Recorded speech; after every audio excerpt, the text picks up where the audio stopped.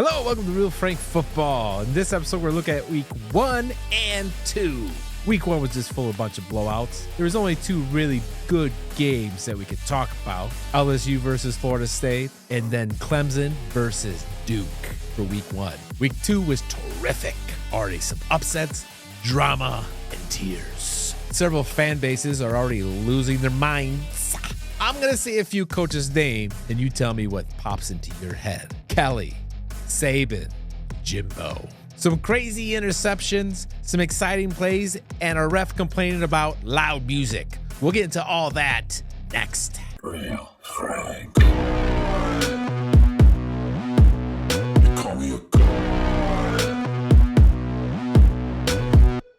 All right, let's take a quick peek at week 1. There were only really 2 big exciting games, in my opinion, in week 1. LSU versus Florida State. Florida State blows out LSU. Now, during the game, Daniels takes a big old hit. Let's take a look at this hit. I'm not sure what Daniels is thinking here, going right into the pile, and boy, does he get, boom, slammed to the ground. He's lucky he was able to finish the game, yet his entire season. I don't know what he was looking at when he tried to jump through that pile. Later in the game, Florida State is loose for a touchdown. And look at this tackle. Number 9 is running for a touchdown, and bam! The way that LSU player tossed that guy to the ground. Now, after the game, they were asking Brian Kelly some questions about how he ran the offense. Let's take a quick listen. Do you think there was enough creativity with the play calling offensively from this past week? I'm not going to get into creativity on the offensive side of the ball. He's not going to get into the creativity of the offensive side of the ball. Defensive side of the ball. A few moments later. We could have been more creative with play calling. What? We could have been more creative with play calling. Oh, Coach Kelly seems like a trusting guy. Clemson versus Duke. Oh boy, did Duke blow out Clemson. That was a big shocker nobody really saw coming. Who would have guessed Duke destroying Clemson? And look at this reaction. Go trying to cheer his players up. Take that, coach. I don't got time for you. What the hell is wrong with him? Clemson basically self-inflicted this loss. They reached the Duke's 1-yard line before a blocked field goal, reached Duke's 7-yard line before losing a fumble, reached Duke's 1-yard line before losing a fumble, turnover and downs, interception, turnover and downs. That's one hell of a car crash. Now, Duke's quarterback played out of his mind. He had a great run. I believe it was 70 yards or something ridiculous like that. But at the end of the game, he made a desperate plea to his professor about some paper that was due that night. Take a peek at this. Professor Taylor, if you're seeing this, please let me turn in my homework late because it's due tonight. I think it's 12, so it may already be 12. Hey Riley, great game last night, man. It was so exciting. Congratulations to you and all your teammates. But Wesley Williams and the other linemen who were in the class, they said they prepared ahead and did it ahead of time, so why didn't the quarterback? No way, man. No extension. Shame, shame, shame on you. No extension. Professor called his ass out. His teammates already did theirs, so he has no excuse. Hard love. Oh, man, it was bad. Unacceptable. When your offense is getting compared to a Brian Ferentz offense, you know you have problems. He just threw Iowa's offensive coordinator, Brian Ferentz, under the bus. Oof. Someone tweeted this. That old SNL sketch. Now let's jump right into week 2.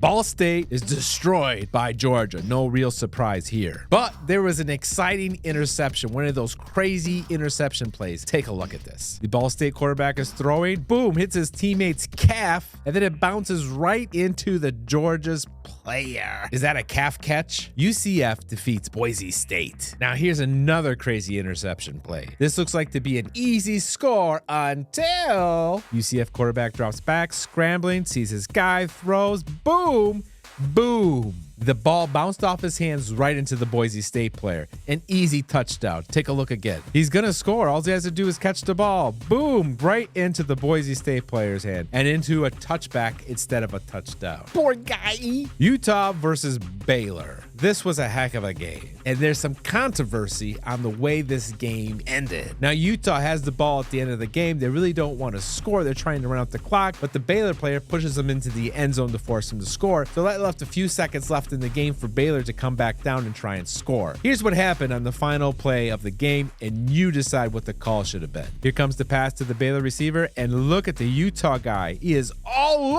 over him before the pass gets there, and the ref swallowed his flag. What a jerk. Grambling State versus LSU. No big surprise here. LSU blows them out. There was a great hit. Let's take a look. Grambling quarterback's got the ball. Throws it to his running back. Oh my goodness. Is he going to feel that one again? Take a look at this thing. Bam! Oh my goodness. That makes my ribs hurt. Oof. Southern Utah versus BYU. BYU had no trouble handling Southern Utah, but their mascot, BYU's, he is some freak. Take a look at this guy. Now the mascot gets on 4 dumbbells that appear to be tied to a board, and he's gonna do push-ups. And then they're throwing a huge tractor tire on his back while he's doing these push-ups.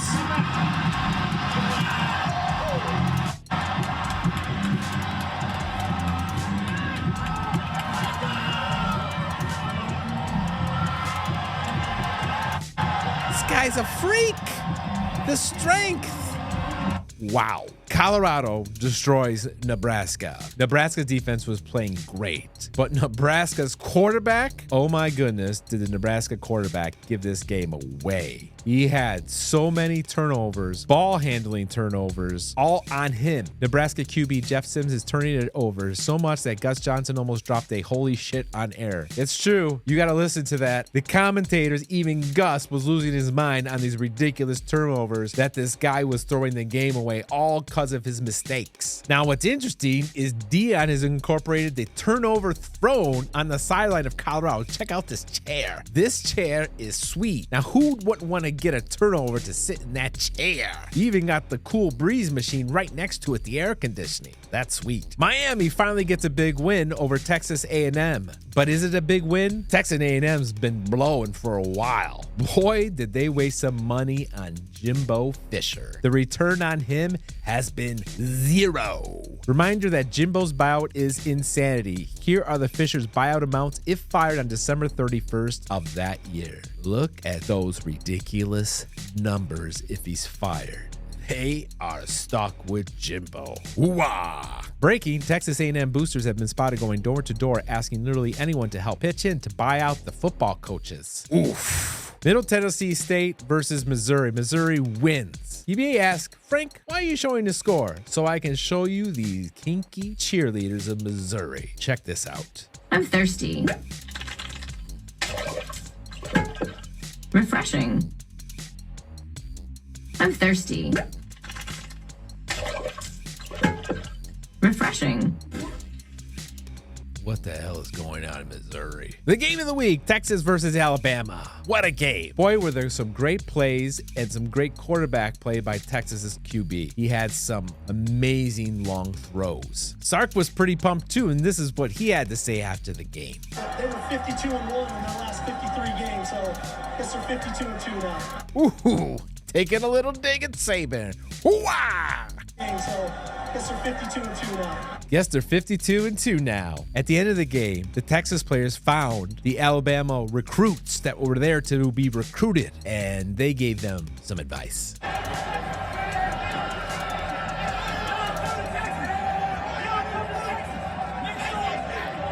Come to Texas. Come to Texas. That's what they're saying to the Alabama recruits at the game.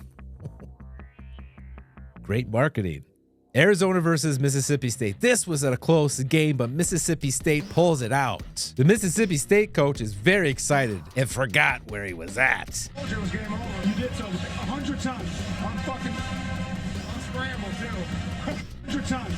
I'm scrambled too. Oops. Stanford versus USC. Remember when this used to be a good game? Well, USC blows out Stanford. But there's a couple of clips I'd like to show you. Apparently the ref does not care for the timing of the PA's music during the game. Take a listen. Music was playing, distracting the players. We'll ask the PA to turn off the music when the teams come to the line.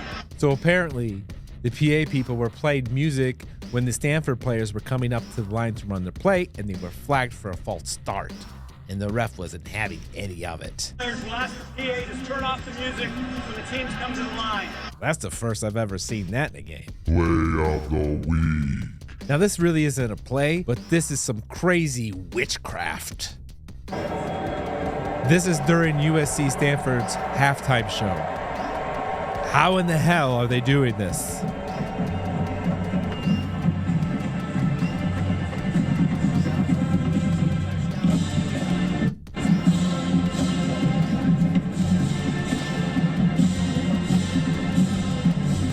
Disappearing.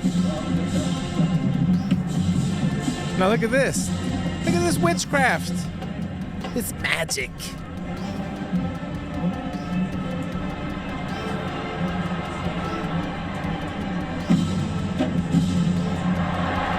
How the hell they do that? Wizardry. Amazing. That is the wildest things I've ever seen for a halftime show. It had to be drones, right? Well, that's a wrap of week 2 and a little bit of week 1. I hope you will join me again next week for week 3.